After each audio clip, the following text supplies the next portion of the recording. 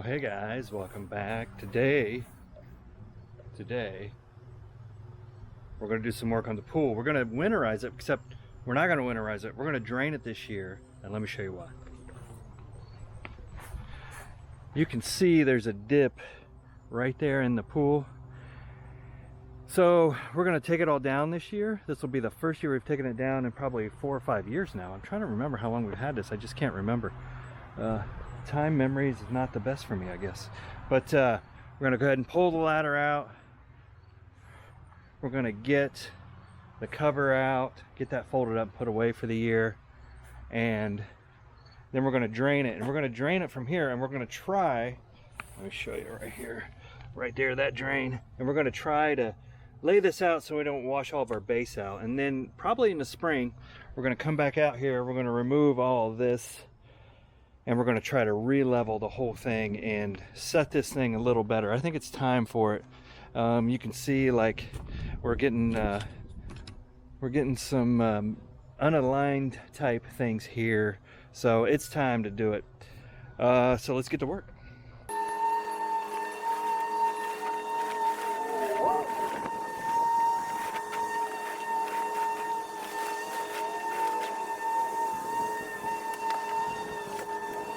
Looks like our algae came back a little bit. So nobody's really been in here for a few weeks. So let's just get this vacuum out. We'll hose everything off, and then we'll start draining. All right, guys, I got this rain gutter thing. I think I'm gonna see if I can hook it up here. Oh my gosh, look at that rug. That needs some pressure. It just needs thrown away. But I think I'm gonna try to get it under there, and then maybe I put that rug on here. Let me scoot you back. Maybe put that rug, or maybe get a tarp or something put there and just have it flow out, so hopefully it doesn't wash away on my base there.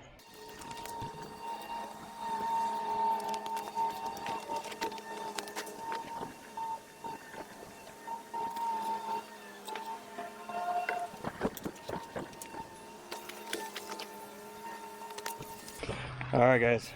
Well, it didn't work that great, but we might be able to just grab a board, stick it under there, see if we can get it to drain out in the grass.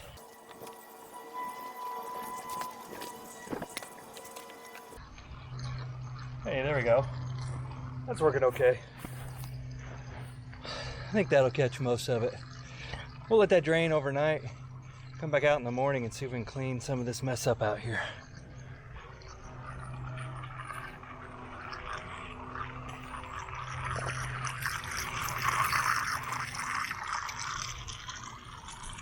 Well, guys, it's day 2, later in the afternoon. As you can tell, not a good sign if I have my shop vac out. So I drained the pool. Let me see if I can get you pointed down. Let me get you pointed down. And, whoa, man, there's some dirt in there. But as you can see from the drain where that rock is over there, maybe you can. Next to the ladder with all the algae on it. Yeah, well, the water only goes down to a certain level and then it stops draining. So there's still quite a bit of water in here. Like, you're not going to be lifting the pool up and draining it. So I am going to attempt to suck some of that water out with a shop vac. That's going to take a long time.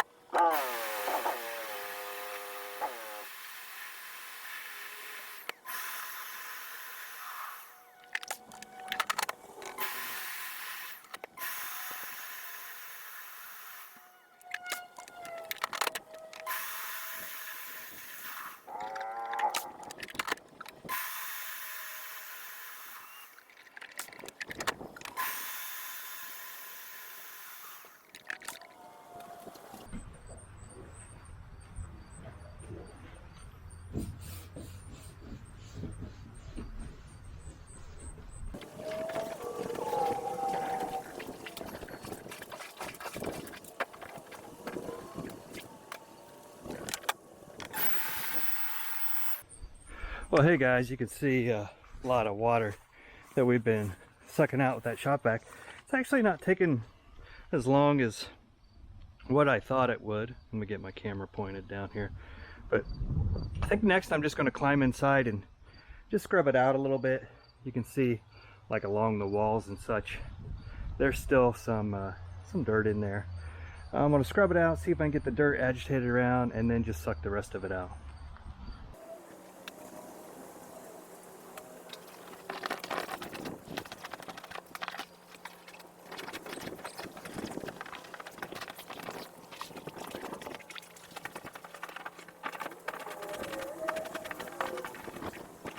I've basically got most of the water out. I think next I'm going to bring that shop back in here and just vacuum out all the debris that's left, and then we'll start taking it apart.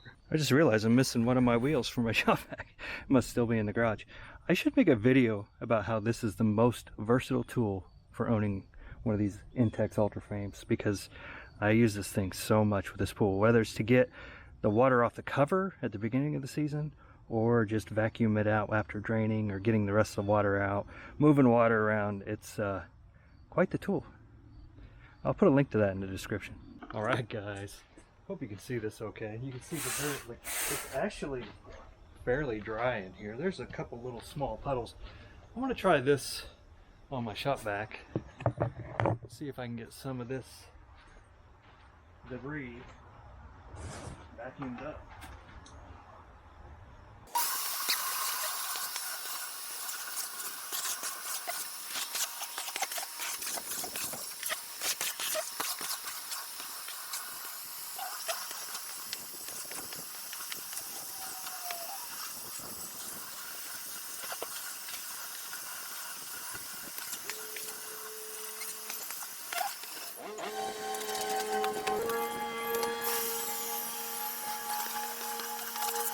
Alright guys, that came pretty clean, not too bad. I mean, I could probably put a little soap in here, maybe I will. I think I'm going to leave it like this for overnight to see if some of these areas dry out. But like back there, I could use some scrubbing along the sides. I might do that before I put it away for the winter, get some of it out. But I think it looks pretty good. This liner is still really in decent shape. Like, I put the foam underneath this. If you go to the really old videos, that helped a lot. It's still just nice and soft to walk on. So I think maybe tomorrow, if we're not having any rain, I'm gonna maybe bring the hose in here and just kind of spray some spots, scrub them down with soap and water, and let it dry maybe one more day. Still got a few little pieces of rocks and stuff in here, and then start taking it apart and put it away for the winter and see if I can find a place to store this.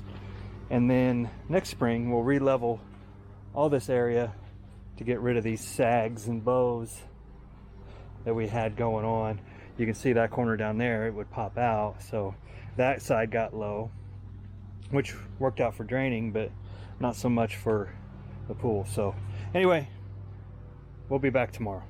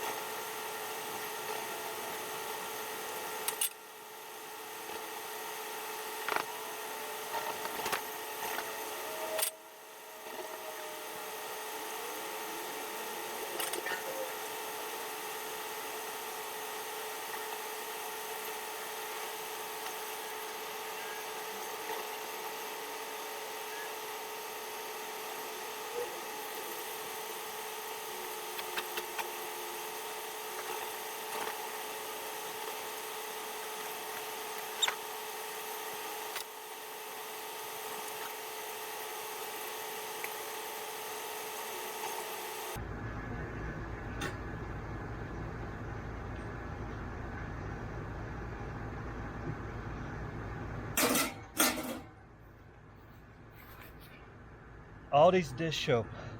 Easy for me to say. Aldi's dish soap. The secret to getting your liner unstuck from those poles. If you couldn't tell when I was doing this, I was just kind of crinkling the liner and getting it unstuck from the poles and then squirting water in there. Came out free after that, so thank goodness for Aldi's dish soap.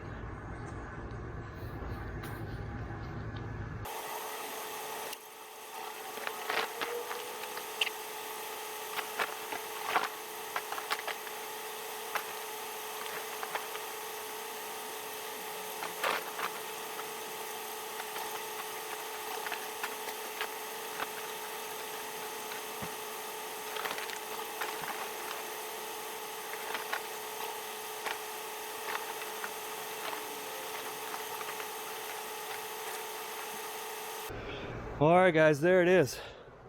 Look how it preserves that tarp when it's under the liner. The tarp's like brand new. That's the one that came with the pool, I believe. It was super thin.